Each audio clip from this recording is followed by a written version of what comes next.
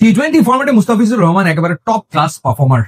পাওয়ার প্লেতে early wicket তুলে নেওয়া কিংবা মিডল ওভার গুলোতে ব্রেক থ্রু এনে দেওয়া কিংবা ডেথ ওভারে গিয়ে রান কম দেওয়া, একের পর এক ডট বল করে যাওয়া, ক্লোজ ম্যাচ জিতিয়ে আনা মুস্তাফিজ পারদর্শী সবটাতেই। আর সে কারণেই আসলে ফ্র্যাঞ্চাইজি ক্রিকেটে মুস্তাফিজের চাহিদা ব্যাপক। সবশেষে আমরা দেখেছিলাম যে আইপিএল চলাকালে মাঝপথে তাকে ডেকে নিয়েছিল দিল্লি ক্যাপিটালস যখন ম্যাকগার্ক অস্ট্রেলিয়াতে ফিরে যান এবং না আসার সিদ্ধান্ত নেন।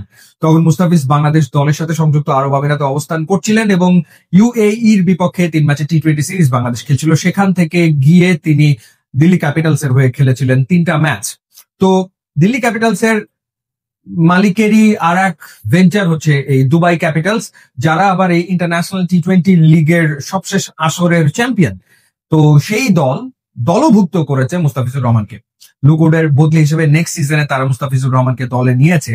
কিন্তু এখন প্রশ্ন হচ্ছে এই টুর্নামেন্টটা এবং বিপিএল একই সময়ে চলে, তো সেই ক্ষেত্রে মুস্তাফিজকে বিপিএল না খেলার সিদ্ধান্ত নিয়েছেন। বিপিএল এর সবশেষ আসরে মুস্তাফিজুর রহমান খেলেছিলেন ঢাকা ক্যাপিটালস এর হয়ে। তো সেই ক্ষেত্রে নিশ্চিতভাবে নেক্সট সিজনেও ঢাকা ক্যাপিটালস মুস্তাফিজকে দলে রাখতে চাইতেই পারে, বা যে কোনো দল আসলে মুস্তাফিজকে তো পিক করে নেবে। কিন্তু মুস্তাফিজ যদি আনঅ্যাভেলেবল হয়ে যান ওই সময়টাতে, যদি তিনি জানিয়ে দেন যে তিনি আসলে খেলবেন এই ইন্টারন্যাশনাল টি-20 লিগে, তাহলে আসলে তাকে তো আর বিপিএল এ দেখা যাচ্ছে না। এখানে অবশ্য বিসিবির এনওসির একটা ব্যাপার ডেফিনেটলি রয়েছে। সুতরাং যে কোনো ফ্র্যাঞ্চাইজি টুর্নামেন্টে বাংলাদেশের কোনো ক্রিকেটার যদি পার্টিসিপেট করতে চায় তাহলে তাকে এনওসি নিতে হবে। তো সেই ক্ষেত্রে নিশ্চয়ই যদি একই সময় দুটো টুর্নামেন্ট হয় তাহলে তো বিসিবি মুস্তাফিজকে কোনোভাবেই ছাড়বে না, কারণ মুস্তাফিজ ডেফিনেটলি বাংলাদেশের ক্রিকেটের একটা বড় ব্র্যান্ড। তো সেই ব্র্যান্ড নিজের দেশের বিপিএল বাদ দিয়ে চলে যাবে আসলে ইন্টারন্যাশনাল টি-20 লিগ খেলতে দুবাইয়ে, সেটা নিশ্চয়ই আমার মনে হয় বিসিবির কর্তারা এটা অ্যালাউ করবে না এবং তাকে এনওসি না দেওয়ার সম্ভাবনাই বেশি। তো তখন যে ঘটনাটা ঘটবে দেখা যাবে যে আসলে কোন ম্যাচে মুস্তাফিজ অ্যাভেলেবেল হতে পারে, বা দেখা গেল যে কোনো একটা টুর্নামেন্ট হয়তো একটু আগে শুরু হলো বা একটু পরে শেষ হবে।